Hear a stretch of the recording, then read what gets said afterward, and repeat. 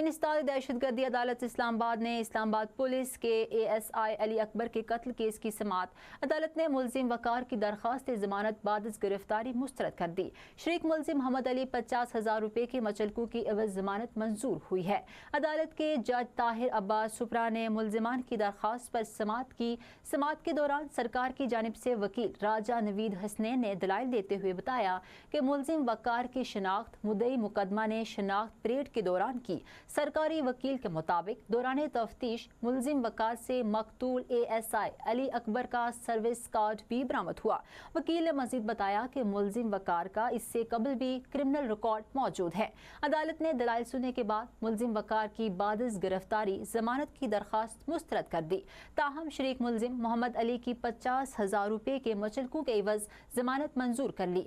मुलजिमान के खिलाफ थाना सब्जी मंडी में दहशतगर्दी की दफात के तहत मुकदमा दर्ज है।